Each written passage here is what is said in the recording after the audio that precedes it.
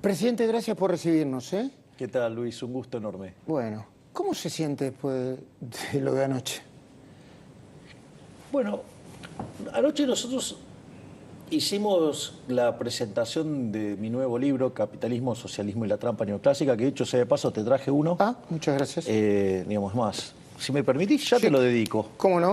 Mientras tanto yo sigo preguntando. ¿Fue la presentación de un libro? ¿Fue un show? Mucha gente lo pudo haber sentido de diferentes maneras, pero ¿cómo lo siente Mira, el protagonista? Y gracias por la dedicatoria. Gracias por la dedicatoria primero. ¿eh? Ahora que vamos a hacer No. la cosa bien. Sí, de a una. Y sí, tío, todavía tengo algunas restricciones físicas del cuerpo humano. Bueno, Gracias, muchas gracias. Luis. No, muchísimas gracias. Muchísimas gracias. A ver, nosotros teníamos planeado hacer la presentación del libro en la Feria del Libro. La sala de José Hernández nos parecía un poco chiquita. Las veces que nosotros hemos ido, ese lugar siempre quedó muy chico. Quedaba mucha gente haciendo cuadras y cuadras de cola. Entonces habíamos pedido ir a lo que es la pista del predio, ¿no? Digamos que es un lugar más grande. Y en ese contexto, la verdad es que la gente de la Fundación Feria del Libro empezó a hacer cosas que mostraban que iban a sabotear el evento. Y no solo eso, sino que además teníamos información que estaban buscando hacer algo violento como le hicieron a Gustavo Noriega. Entonces, frente a esa situación, nosotros preferimos ir por una solución, digamos, más salomónica y decir, bueno, listo, nos vamos a otro lugar, no nos quieren, no hay problema, esta gente no está a la altura de las circunstancias, su venda ideológica, digamos, no le permite más que eso. Y la verdad es que a la postre terminó siendo una bendición. Nosotros terminamos armando este evento en el Luna Park. ¿Show? A ver, nosotros siempre tiene una mística rockera, lo que hacemos nosotros. Entonces, ahora, si vos te fijas, cuando nosotros hacíamos los actos de campaña, había grupos musicales que tocaban antes, lo cual era esperable que haya grupos musicales. Al mismo tiempo, lo otro es, yo suelo entrar siempre por el medio del público, lo cual hice nuevamente lo mismo. Y no solo eso, sino que además, yo en general, cuando arrancan este tipo de presentaciones, suelo cantar el tema Panic Show de La Renga, pero lo hago a capela. Y me pareció más divertido hacerlo con una banda de rock atrás, que encima en realidad son todos libertarios. Entonces me parecía un evento lindo, pero si vos te fijás, termina esa introducción y automáticamente paso a una discusión de alto nivel académico, donde discuto las bases fundamentales de los contenidos del libro. Que está en el contenido del libro y algo de historia de economía. Exacto, sí, porque una de las cosas es que, tío, yo puedo encarar el problema desde distintos lugares. Entonces yo sí me puedo hacer toda una discusión matemática del problema de fondo. Ahora, frente a una audiencia de 10.000 personas, no digo que había ahí, no era para ponerme a discutir sobre la topología. De acuerdo. Pero, a ver, yo creo, está claro que para quienes lo votaron, para la militancia, para quienes lo votaron en segunda vuelta, eso puede ser visto lindo, simpático, extravagante seguro, muchos no lo entienden seguro, los analistas clásicos no lo entienden. Yo me considero quizá un analista clásico también, entonces sigo sorprendido. ¿Qué le diría a quienes dicen, che, ¿no estará un poco desconectado de la realidad con esto? ¿Implicaría eso o no? No, porque es la presentación del libro bajo el formato que nosotros trabajamos. Ese es el primer punto. El segundo punto, si me lo permitís, yo después fui revisando los impactos porque te imaginarás que la adrenalina que queda después de eso es fuerte. ¿En redes? Y entonces me quedé revisando en redes los impactos. Y hay algo que es muy interesante. Encuentro algunos cortes de tu programa.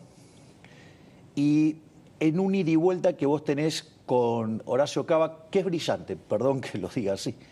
Pero bueno, cuando las cosas se hacen bien hay que reconocerlas. Con mucho criterio, en un momento vos identificás el problema en el momento en el cual la gente empieza a insultar a Pedro Sánchez. Y vos sabés lo que es la trampa de estar en el medio de un estadio con una situación de esas características. Y tanto vos Sánchez, como... compadre, Sí, la exacto, cosa está que arde. Exacto. Y tanto vos como Horacio, ustedes pudieron detectar perfectamente cómo yo resuelvo como jefe de Estado.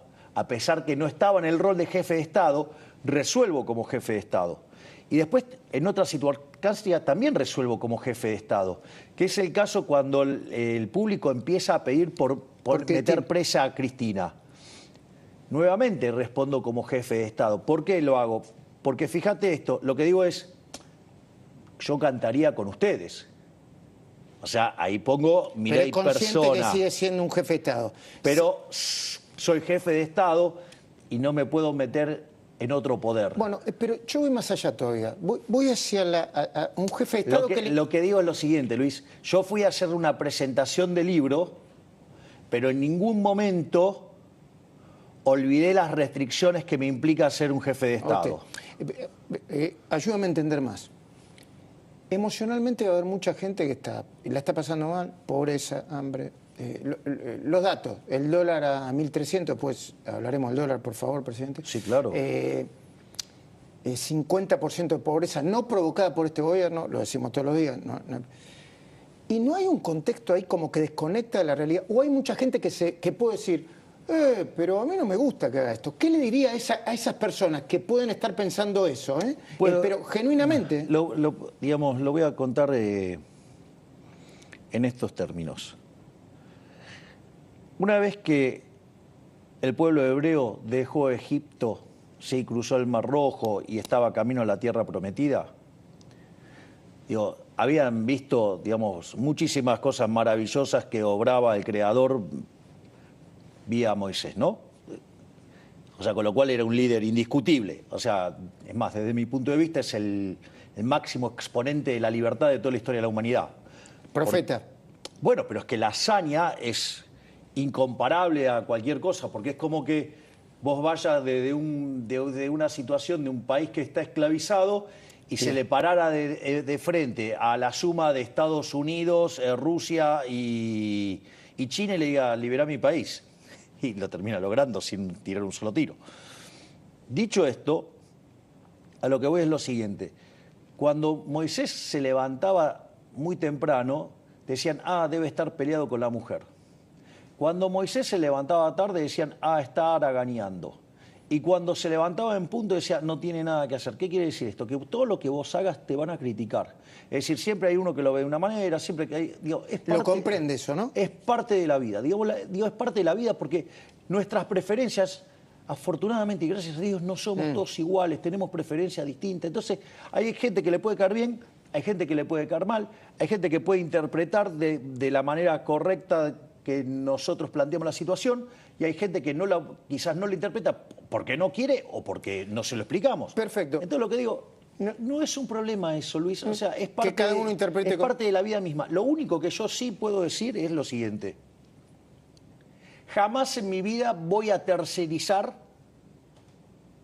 la aprobación sobre las cosas que a mí me hacen feliz o no. Que usted desea. Exactamente. No, Entonces, no le importa que lo puedan hacer sentir mal a otro, ¿no? Pero yo no creo que no tiene por qué hacer sentir mal a nadie. A ver, ¿yo afecté el derecho a la vida de alguien? No.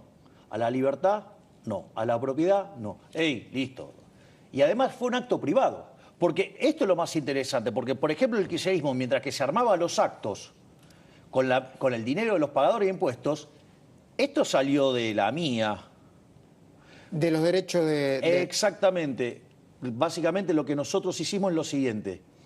El pago del alquiler del Luna Park se hace con regalías del libro. Entonces, con liquidaciones, sí. Exacto. Hay una empresa, digamos, que paga... Belgrano Distribuidora Norte. 10 millones de pesos. No estoy en los detalles. O sea, Digo, tengo otros No, temas un poquitito más ásperos. Lo comprendo, Pero, sí. entonces, Nosotros sí, porque somos periodistas. Belgrano Distribuidora Está Norte, 10 millones de pesos. exactamente, paga Que eso. no tiene ningún vínculo con el Estado. No conozco los detalles, digamos, Ok. pero lo que digo es, pagan ese monto y como contraparte yo les cedo los derechos del libro y Planeta le liquida a a esta empresa los ejemplares. lo que se va generando Sí. por vender libros, Entre el 10 y el 15% del precio de tapa, depende de lo que haya negociado el autor. y a partir de ahí, una vez que se paga, después los derechos se me empiezan a pagar a mí de nuevo. Por lo tanto, o sea, al pagador de impuestos argentino no le cuesta nada. Hay un lío con eso de lo público y lo privado. No un lío que siempre se discute. Pero antes de discutir lo público y lo privado, viaje a España, le quiero mostrar algo. Porque esto le pasó, lo de la presentación le pasó casi de madrugada, ¿no? Cerraron casi de madrugada. Y después a las 9 de la mañana sucedió esto. ¿Cómo interpreta usted? Porque cada uno tiene su interpretación. Yo la leí 2 veces la nota y tengo la mía. Vamos a ponerlo en estos términos. 9 argentinos en toda la historia de la revista. Creo que debo ser el 10º, ¿no? En el 10º, sí. 3 veces el Papa, 1 vez Messi, Ramón Castillo, ya me voy a acordar, Digo, pero solamente Perón con Evita, en no sé cuántos años, Frondizi, 10 argentinos. sí. Bueno, me parece que algún mérito debe tener. Fenómeno barrial no es, diría usted. Claramente no es digamos, ese graduado de Chicago, digamos, que dijo eso, no le está yendo muy felizmente con el tema de haberme catalogado fenómeno barrial. Yo soy periodista. Está hablando de López Murphy, el presidente. Esto es bueno porque el mundo discute una visión de país que tiene un presidente argentino. Porque otros lo ven como diciendo, perdón, hago el acting. Milei, arreglar, primero bajame la inflación, que crezca la economía, bajar el dólar. Sería divertido que yo te cuestionara el acting. Hablamos varias veces, pero bueno. A ver, yo lo que digo es lo siguiente. Yo siempre tuve esta visión sobre la ciudad de la libertad, no son nuevas. De hecho, yo me ganaba la vida dando conferencias sobre este tipo de cosas. Por lo tanto, todo este discurso mío no es nuevo. Digo, creo que el libro ese debe ser como el 18, el 19 de mi cosecha. Pero al margen de eso, y que es algo que yo vengo haciendo y que, digamos, tengo cerca de 30 años de experiencia docente o más, ¿qué es lo que sucede? Yo esa batalla cultural siempre la di desde un lugar ajeno al poder. Y ahora, estando en el poder, sigo dando la batalla cultural. Y lo que hice es trasladar esa batalla cultural al resto del mundo. Obviamente que el primer gran impacto de esto que fue cuando, por ejemplo, hice la nota con Tucker Carlson. Pensemos que ese reportaje lo vio más de 500 millones de seres humanos. Sí, es sí. la nota más vista en la historia de la humanidad. O sea, le ganó a la de Trump, que tenía un récord de 250 millones. No solo eso, sino que además, después fui a Davos y básicamente revolucioné, digamos, todo Davos con los comentarios. Es decir, volví a alertar sobre los riesgos de las políticas de intervencionismo, del estatismo y cómo eso conduce al socialismo y cómo eso deteriora la calidad de vida de los países. Y en ese mismo contexto después di la charla en Washington en CPAC, donde la complementé técnicamente. Entonces, en realidad es algo que al mismo tiempo que yo planteo un debate a nivel internacional, que es un debate súper candente, al mismo tiempo muestro por dónde va Argentina. Y la visión argentina es tan pro mercados, es en favor de la libertad, que genera mucho atractivo en los empresarios. Yo me he reunido 2 veces con Elon Musk, que es el empresario más importante del mundo. Es más... Y los críticos dicen, pero que venga a poner Tesla, además de reunirse con el presidente. Bueno, está bien, Sí. pero... No debe ser de la noche a la mañana, yo supongo. Exactamente, digamos, habría que explicarles que no hay saltos discretos de esas características. No es que va a poner y después va a hablar conmigo. No, primero va a querer hablar conmigo. Y no es el único empresario. Entonces, hoy una de las... Vas a reunir con Zuckerberg, ¿no? Exactamente, sí. Nosotros estamos viajando ahora a fin de mes a San Francisco y vamos a estar reunidos con grandes exponentes de empresas tecnológicas, y porque básicamente queremos hacer de Argentina el cuarto polo de inteligencia artificial en el mundo. Entonces, claramente, yo digo, en este momento he mutado la agenda no solo en hacer exposiciones, sino que además lo que sirve es para mostrar a Argentina y que se hable de Argentina todo el tiempo. Argentina había caído en la intrascendencia total. Entonces, más allá de eso, de poner a Argentina de vuelta en el mundo, poner a Argentina en la discusión, obviamente que utilizo todas esas tribunas para después contactarme con empresarios y traerlos al país. Bueno, ¿qué pesa más en su ánimo? El ser la tapa del Times con una buena foto, dicen la mayoría, ¿no? Una buena foto, o... Porque si soy yo, digamos, me tenés enfrente. No, pero los libertarios dicen, yo leo el Resis, es la mejor foto que le sacan, es entusiasmo, o alguna de las cosas que dicen... No, lo que pasa es que a algunos, le cuento, toman fotos mías y hacen tapas deformándolas. No, bueno, no llegué a eso. Parte el texto que dice, un radical que sacude al mundo, un radical pero que también es un populista de derecha, un radical que tiene ataques de furia. Sí, hay muchas cosas. A ver, vamos por partes. Si la leyó, si no... Yo no la leí la nota. A ver, está claro que para la visión centroizquierda políticamente correcta, que es por donde va el mundo, está claro que le parece una visión muy radicalizada a la mía. Sí. Es más, si toma mi visión filosófica, está claro que es más radicalizada. Mi vida después, en la vida real, incluye un montón de restricciones. Esto es cuando yo digo, sí, filosóficamente soy anarcocapitalista, estoy a favor del autogobierno, pero todavía no en la podemos vida salir real, del cepo. Digo, claro, todavía, digamos, o sea, estoy luchando para que esto se parezca al liberalismo clásico. Sí. Ese es el primer punto, con lo cual, digamos, que me pongan esa etiqueta no me preocupa porque, primero, ¿quién me la pone? O sea, porque habla también mucho del que le pone la etiqueta.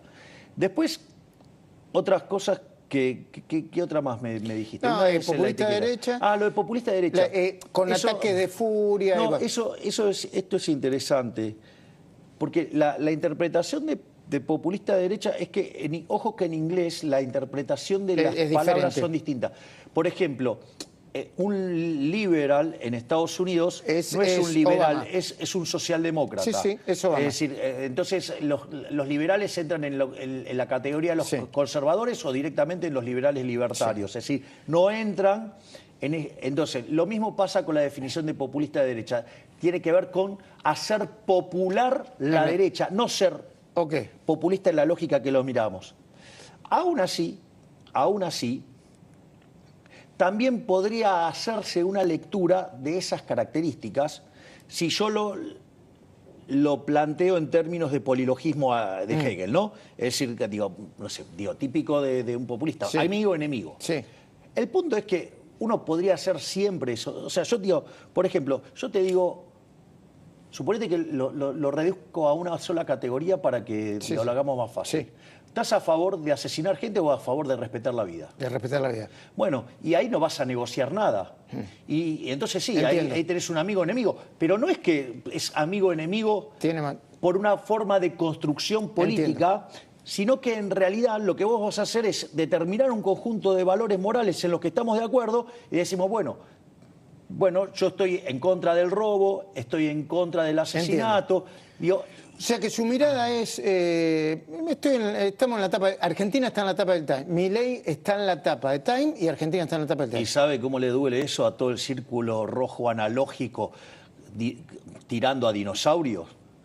Aparte porque si les hubiera hecho caso a todos esos dinosaurios melancólicos, claramente no hubiera llegado a ser presidente. Y todos esos formatos que aman estos dinosaurios melancólicos es lo que hundió a la Argentina.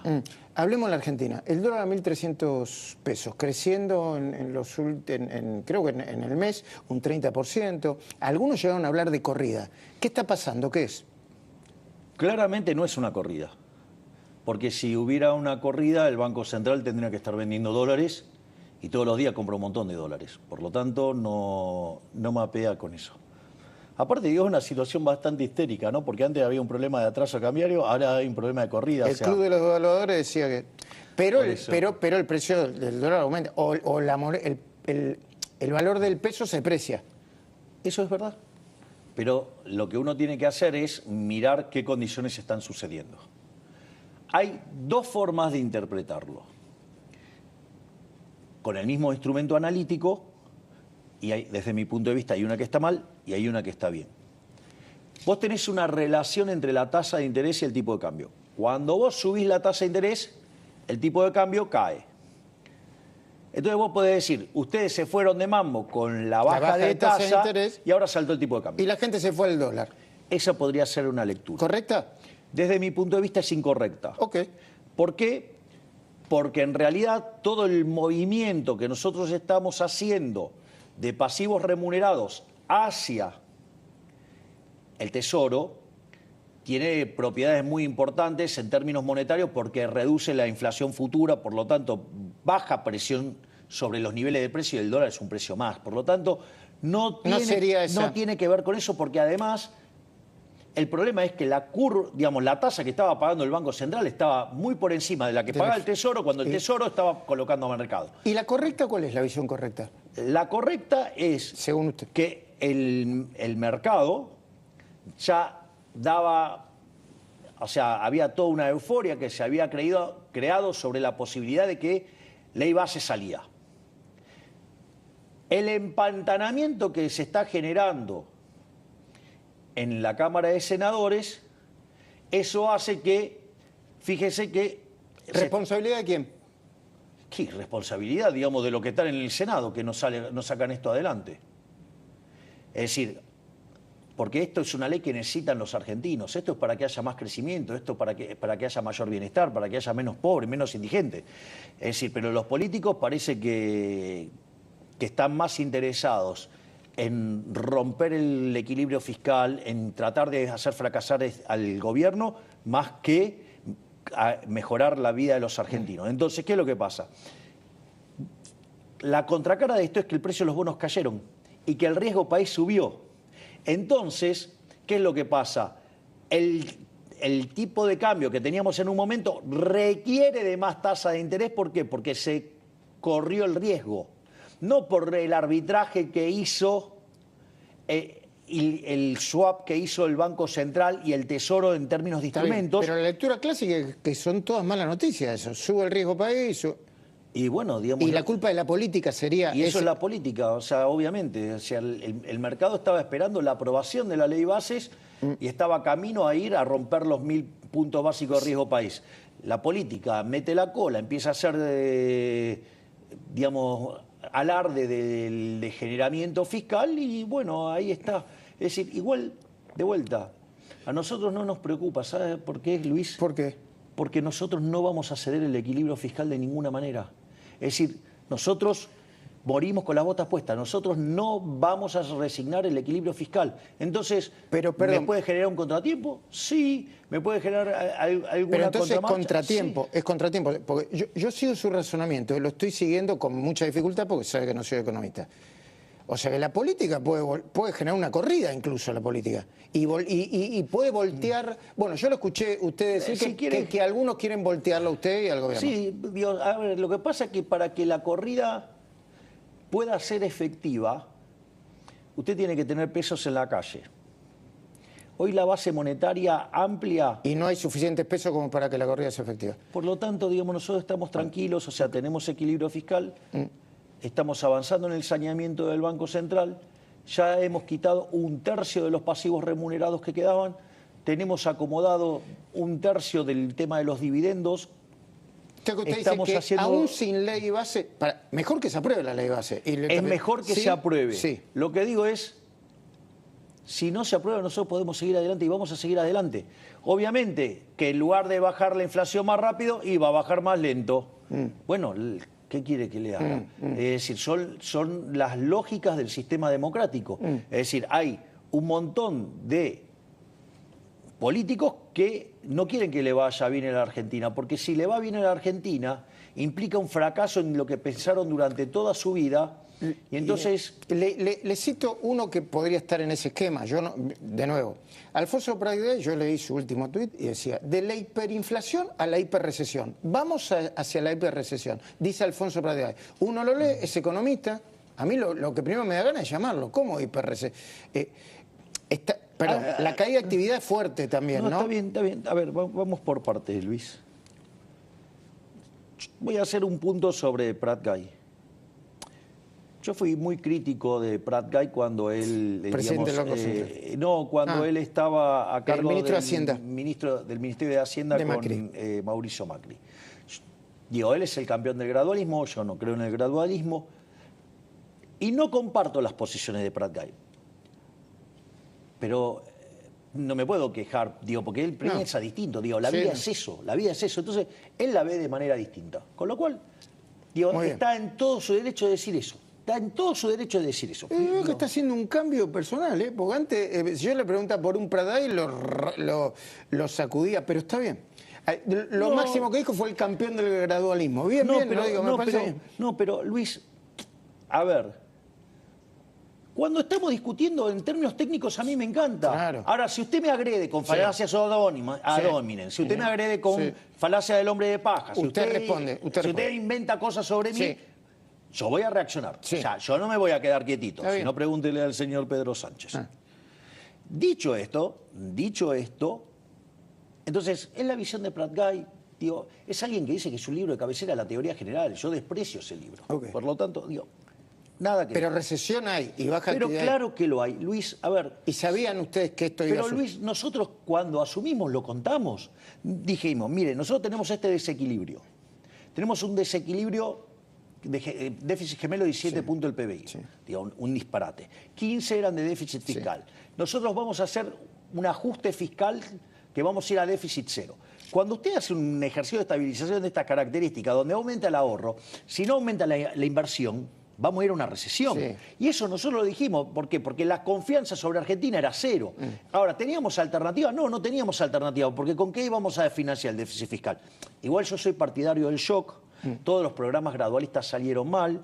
Todos los programas de shock sacando el del 59 salieron bien. Entonces... Pero un poquitito está metido. Cuando estabiliza las tarifas y no vuelve a ajustar las tarifas de gas y de luz, está haciendo, no sé si un poco... Perdón, lo puedo contar. Yo lo planteo en términos técnicos. No, pero me parece perfecto, Luis, está perfecto que lo plantees. Entonces, en ese sentido, lo que digo es, nosotros iniciamos el ajuste, generamos mucho ahorro. Nosotros, de inicio, el ajuste fiscal en el Tesoro de inicio fue de 7 puntos del PBI. Necesitábamos hacer 5, hicimos 7. En esa dinámica no existe el fine tuning, o sea, la sintonía fina no existe.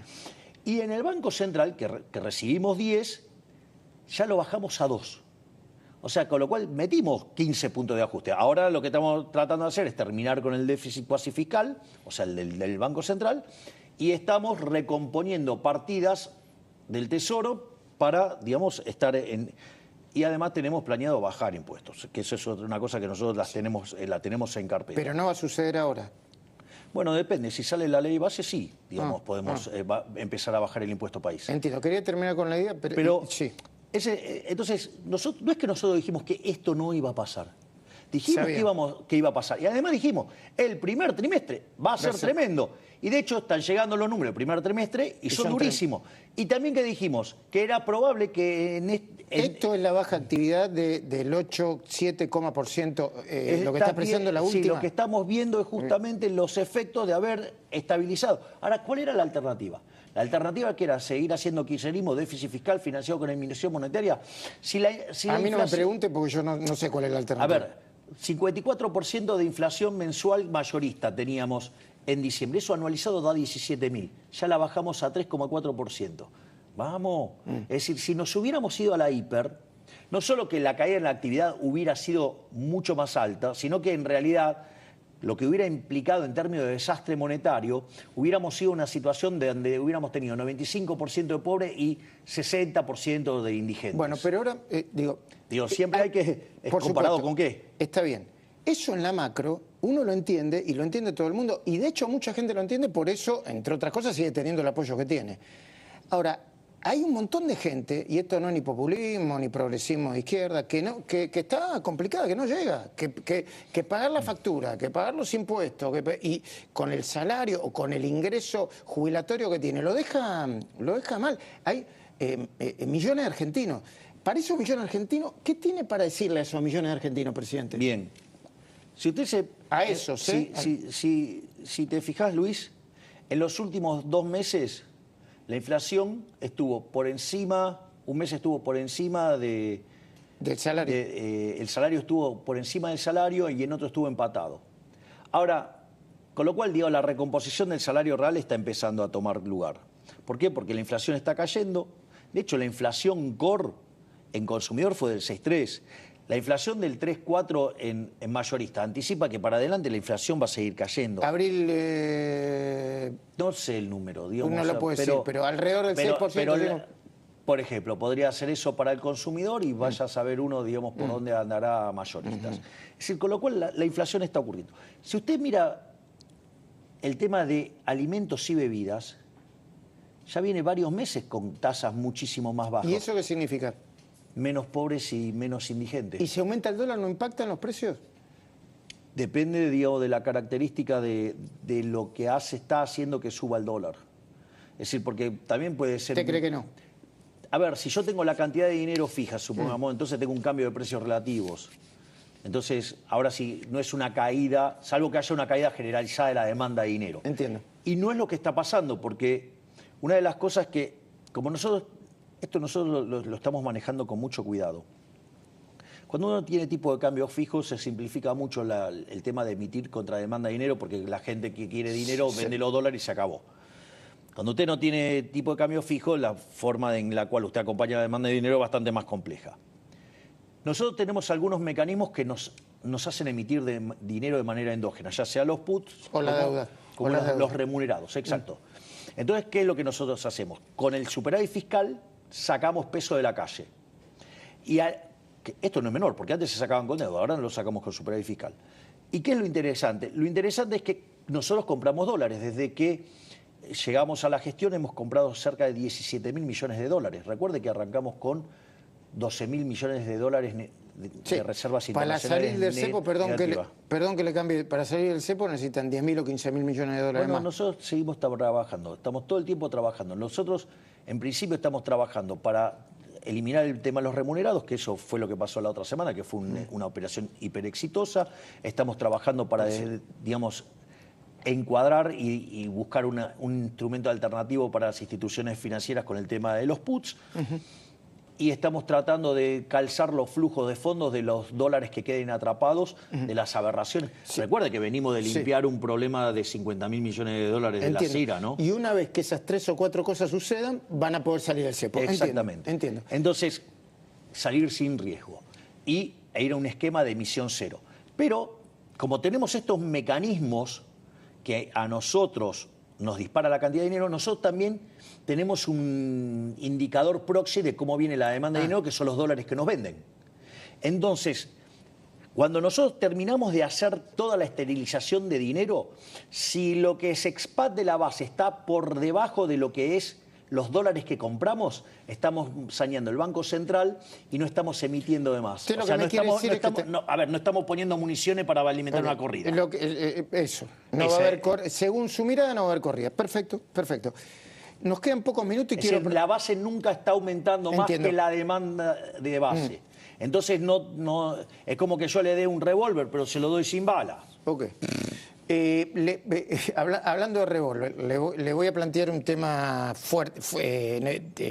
Ahí se miró Manuel Adorno. Fuerte en términos de No, de yo- movimiento. Yo creí que me No, iba a pedir, no, digamos, que para no. el próximo acto cante No. una del disco Revolver de los Beatles. No, bueno, los Beatles yo los banco, los Beatles, pero no No, importa. aparte, digamos, un disco previo a la llegada de Sgt. Pepper. Sí, muy Tremendo bien, disco, muy bien. Revolver. Sí, me está marcando No me deja el meter. tiempo. No, porque encima hay temas Este, divertidos sí. adentro de Revolver. Le voy a proponer en pocas palabras, Sí. tema de actualidad para no sino de la actualidad.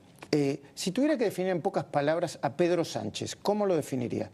Olvídese el Pedro Sánchez como representante de un Estado, el Pedro Sánchez, político, con el que usted se está agarrando cara a cara. Un incompetente. ¿Por qué?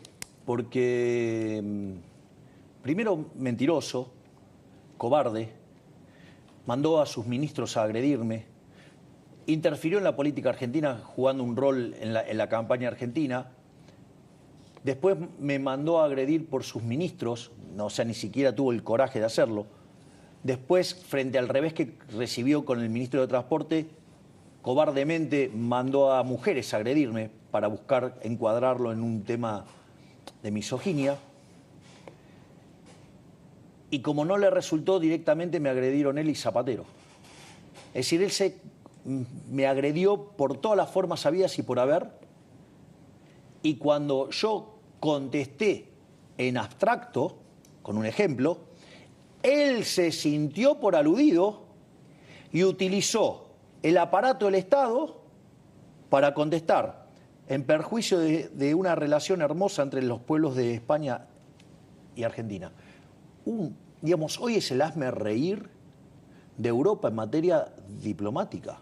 Perdón, presidente, a propósito de esto, el diario El País está diciendo que formalmente el embajador de España dijo que su visita a España era privada. El embajador argentino en España había dicho que en una nota formal que su visita a España era privada, mientras que ustedes, bueno, lo escuché al vocero Manuel Adorni decir una y otra vez que era la visita de un jefe de Estado. A ver, usted puede hacer una visita a jefe de Estado y no necesariamente verse con otro jefe de Estado. No lo sé eso. Lo que yo, digamos, lo que trato de hacer es calzar actividades. O sea, ¿para qué? Para economizar recursos. Entonces, cuando yo tengo alguna actividad, claro, originalmente tenía un formato, pero después, ¿qué hicimos? Le llenamos y le hicimos una agenda. ¿Para qué? Para resolver problemas de Argentina. O, digamos, ¿quién se cree que son uno de los países que más empresas tiene en Argentina? España. Y bueno, ¿y yo qué hice? Okay. Fui y me senté a hablar con empresarios españoles, justamente por todos los problemas que tiene Argentina, pero con todas las cosas que hay por hacer. Entonces, lo que quiero que vea es que parte de mi agenda internacional tiene que ver con encontrarme con empresarios, ¿para qué? Para fomentar la inversión dentro del país. No se sale de otra manera. No, y eso va a pasar con algunas visitas que tengan que ver con otro, para recibir premios, o Es que yo suelo... A ver, primero yo entiendo que los políticos argentinos en su mayoría sean de escala liliputiense, o sea, intrascendentes, desconocidos y con cero brillo internacional. No es lo que pasa conmigo. ¿Sí? Digamos, lo que pasó en Davos, lo que pasó en CIPAC, la etapa de Time. Digamos, a donde voy es una sensación. De hecho, soy, digamos, el político más popular del mundo. Yo entiendo que eso los llena de envidia, de odio, de resentimiento, y entonces van a querer ensuciar. Es parte de la vida misma. Entonces, ¿qué pasa? A mí me invitan a un montón de lados, me dan un montón de premios, y eso, digamos, cada vez que yo me muevo, voy y llevo las ideas de la libertad, y lo que estoy diciendo es, este es el camino por el que estoy yendo y los estoy invitando a venir a Argentina. Okay. Es carácter de jefe. Hay también una acción de un... Es que, claro, es una acción de marketing de Argentina en el mundo. Es decir, volvimos a poner a Argentina en el medio de la discusión del mundo. Okay. Cuando pasa eso, como nosotros sabemos que eso se vuelve una tribuna, una pantalla para mostrar a la Argentina, ¿qué es lo que hago? Lleno la agenda también con reuniones con empresarios. Porque, ¿quiere que le diga algo? Tengo filas de empresarios que quieren hablar conmigo. Eso no tengo ninguna duda, ¿no? Bueno, todos los presidentes, y yo supongo que en el momento... Le puedo asegurar que antes no pasaba esto. Ok. O alguno de los últimos 20 años vio a alguien de la talla de Elon Musk. O alguien estuvo, digamos, mano a mano con Milken. O alguien cosechó, digamos, los elogios de Druckenmiller. Vamos. En pocas palabras, Fernando Espinosa y el silencio de un montón de gente frente a una causa donde está procesado por abuso sexual simple. Otro de los escándalos de doble vara del kirchnerismo. De repente no tienen problemas de perseguir gente inventándoles cosas, y cuando aparecen los de la línea de ellos haciendo verdaderamente cosas aberrantes, protegen. Entre otros, Axel Kicillof, que es el gobernador. Obviamente, bueno, es cómplice de estas locuras. Es decir, pero bueno, es la doble... Define en pocas palabras, perdón. Es la doble vara kirchnerista. Define en pocas palabras al gobernador de la provincia de Buenos Aires, Axel Kicillof. Un incapaz superlativo. Digo, cuesta encontrar a alguien tan incapaz. Gobierna la provincia más grande de la República Argentina. Y lo mal que lo hace. No le alcanzan los recursos y va y pone recursos en otras provincias. Es decir, tiene la provincia dinamitada. Manda a los patrulleros. Y manda recursos, o sea, y es una cuestión tremenda el problema de inseguridad de la provincia de Buenos Aires. Se da el lujo de mandar patrulleros a otra provincia, o sea, empieza a hacer campaña electoral ahora, dejando de indefensos a los bonaerenses. Es un irresponsable, ¿qué quiere que le diga? No importa, no se haga problema. Digamos, no solo que le vamos a ganar el 25, sino que en el 27 nos vamos a quedar con la provincia de Buenos Aires. Juan Grabois, que acaba de decir, no tienen plata tienen energía para denunciar, pero no tienen plata para repartir a la gente que necesita. Mentira. Mentira. Lo que pasa es que le cortamos la plata a los delincuentes. Tío, hay un dicho que dice, donde hay un donde usted toca un curro, hay un kirchnerista pataleando. Bueno, es eso. ¿Lo pone en ese espectro Juan Grabois? Y al menos todo esto estaría mostrando que está bastante comprometido. En pocas palabras, Beliboni, muy activo en las últimas horas. Delincuente. En pocas palabras, Cristina Kirchner. La jefa de la banda y que va camino a la cárcel. En pocas palabras... Dios. Según la justicia. Termina la justicia, no digo de vuelta, porque no es algo que depende de mí. En pocas palabras, Martín Lustó, que está muy activo en el Senado y en la discusión por determinadas leyes. Me parece que perdió la brújula. En pocas palabras, Alberto Fernández, que acaba de escribir una columna en El País sobre su actuación en España y el conflicto con Pedro Sánchez. La verdad es que un fracasado que hizo todo mal como él, casi que el modelo debería ser hacer todo lo opuesto que él diga. Así que si él me critica, le diría que me está avalando por poco. Esta entrevista, ya está llegando a su final, tuvo muchas colaboraciones de audiencia, de gente a la que yo le pedí que mandara las preguntas. Filtramos la mayoría. Ah, qué bueno. Sí, y yo se las fui trasladando. Una diputada, Graciela Ocaña, me trasladó esta pregunta y me dijo, yo creo que el presidente podría eliminar algunas jubilaciones de privilegios, no todas, por el tema de los derechos adquiridos, porque algunas están mal dadas y se pueden ir en recurso a la Corte. Me nombró la de Isabel Perón, la de Guido y la de Cristina Kirchner.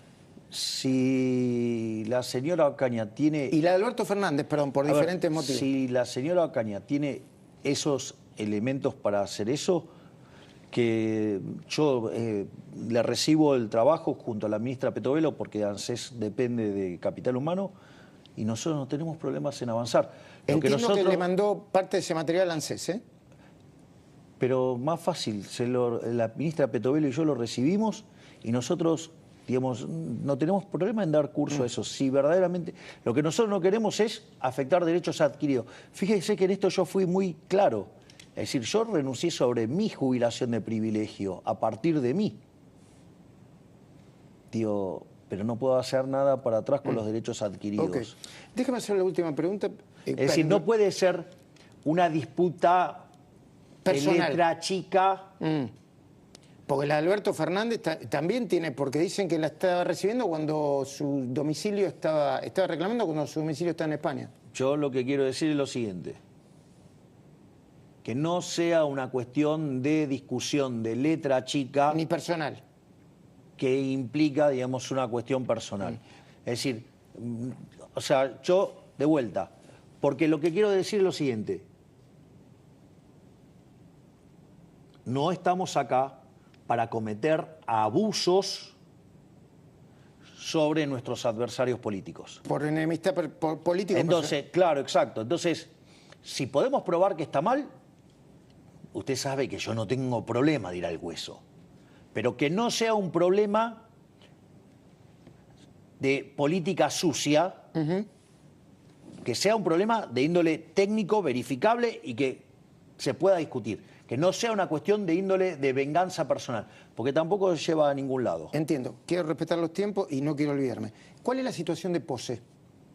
La situación de Pose es la misma que tiene todo el gabinete. Hace un tiempo dijo, como rulo de estatua, Pose, Sandra Petovelo, Guillermo Fernández, ¿siguen como rulo de estatua todos? A ver, el tema es el siguiente. Usted cuando gestiona, tiene hitos.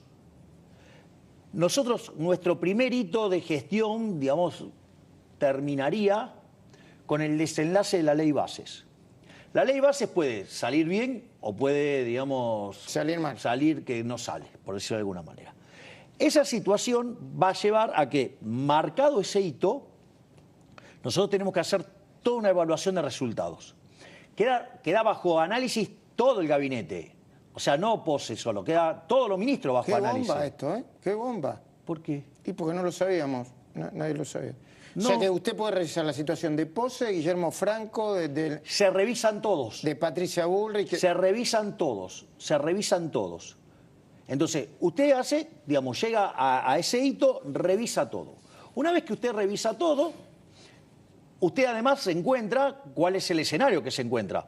No es lo mismo lo que yo tengo que hacer en materia de, por ejemplo, te paso un dato. Sí. Ejemplo, sale bases. O sea, que culminamos una primera parte de las reformas estructurales. ¿Tenemos que ir a la segunda parte? Sí. Entra Federico Sturzenegger como ministro. Se lo iba a decir. Bueno, digo, ese es un caso, digamos, doma 4. Cierra el Banco Central, si todavía lo quiere cerrar. Sería...